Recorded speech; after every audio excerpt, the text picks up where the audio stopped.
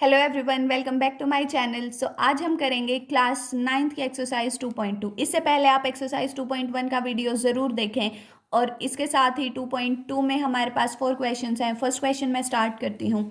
Find the value of polynomial 5x minus 4x² plus 3 at x is equal to 0। इसका मतलब है जो भी हमें पॉलिनोमियल दे रखी है उसमें जहाँ पे भी आपके पास x है वहाँ 0 पुट कर दो तो आपके पास आंसर आएगा।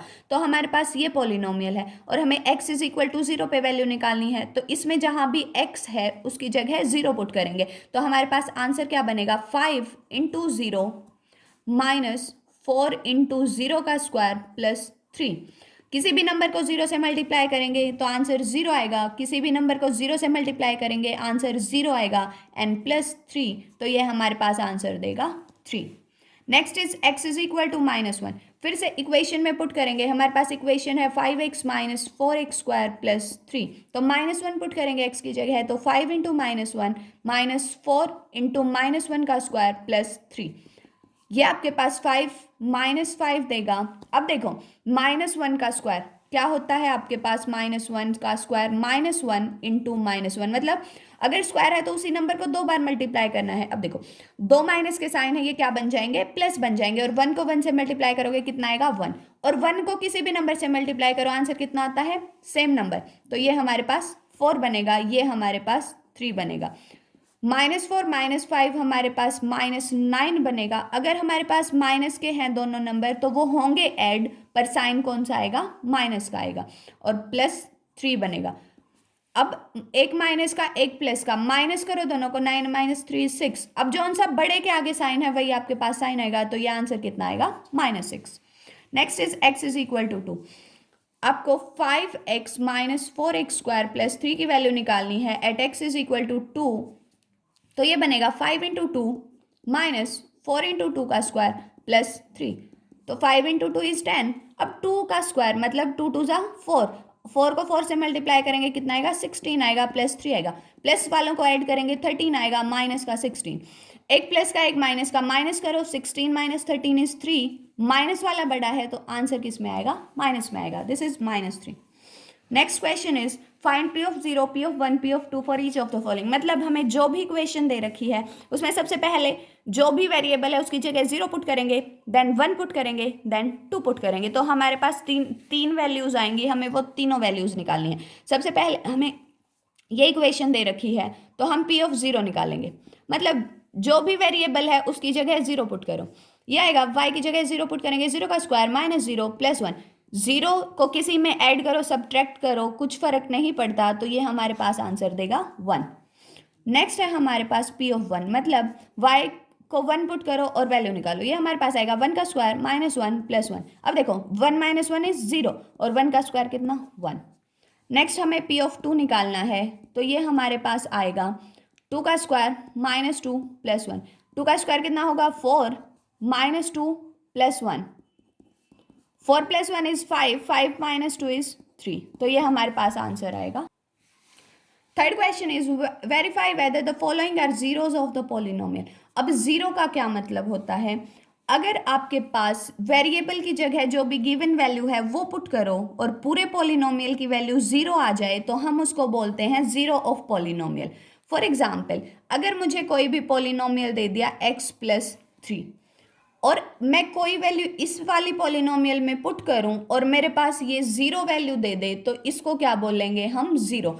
अगर देखो मैंने x की जगह -3 पुट किया तो -3 प्लस 3 कितना आएगा 0, तो मैं बोलूंगी जो -3 है वो इस पॉलिनोमियल की 0 है। अब आपको x की वैल्यूज दे रखी हैं हर जगह और आपको चेक करके बताना है क्या वो जीरोज हैं उस पॉलिनोमियल की या नहीं है।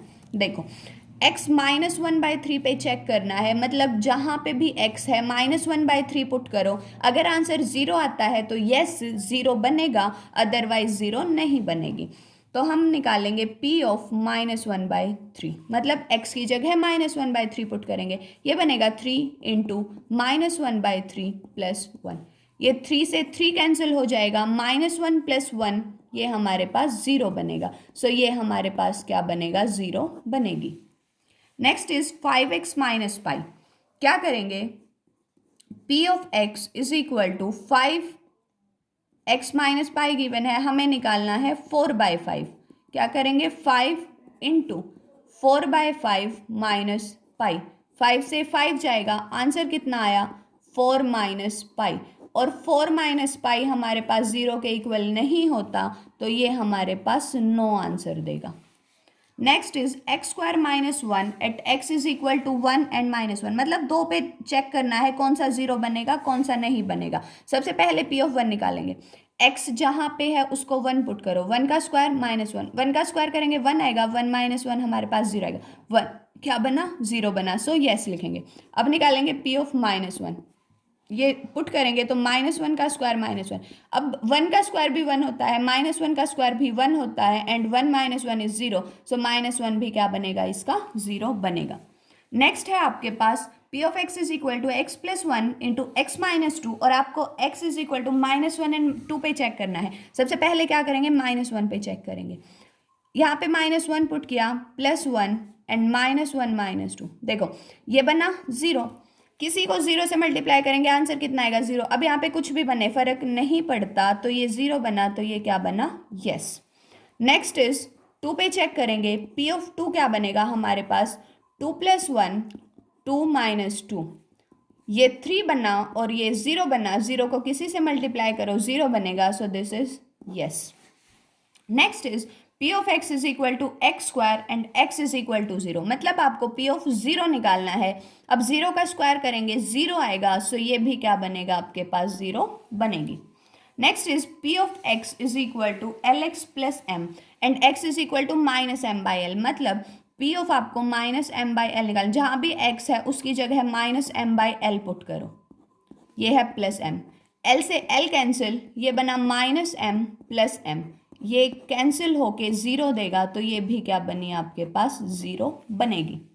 नेक्स्ट है आपके पास P of x is equal to 3x² -1, और आपको -1/√3 एंड 2/√3 पे चेक करना है। देखो P ऑफ -1/√3 पे चेक करेंगे हम, 3 इंटू -1/√3 का स्क्वायर -1, अब -1 का स्क्वायर तो +1 देगा और √3 का स्क्वायर 3 देगा, ये बनेगा 3 इंटू 1/3 -1, 3 से 3 कैंसिल आउट, 1 - 1 इज 0, सो ये आपके पास बना रूट या फिर 0, 0 को हम रूट भी बोलते हैं, ध्यान रखना। अगर आपसे पूछे रूट है तो भी आप ऐसे ही करोगे, अगर आपसे पूछे 0 है तो भी आप ऐसे ही करोगे। नेक्स्ट आपको 2/3 पे चेक करना है, तो 2/√3 पे चेक करेंगे, 3 इंटू 2/√3 -1 और इसका स्क्वायर, देखो 3 इंटू 2 का स्क्वायर कितना 4, √3 का स्क्वायर कितना, अगर स्क्वायर जितनी भी टर्म्स के ऊपर है सब का स्क्वायर करेंगे तब हमारे पास आंसर आएगा।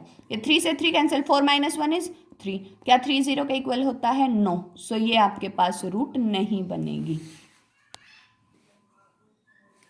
Next is P of x is equal to 2x + 1, और आपको 1/2 पे चेक करना है, तो क्या करेंगे P ऑफ 1/2 निकालेंगे, तो मेरे पास 2 इंटू 1/2 आएगा, +1 आएगा, 2 से 2 कैंसिल आउट, 1 + 1 इज 2, सो ये बनेगा नो।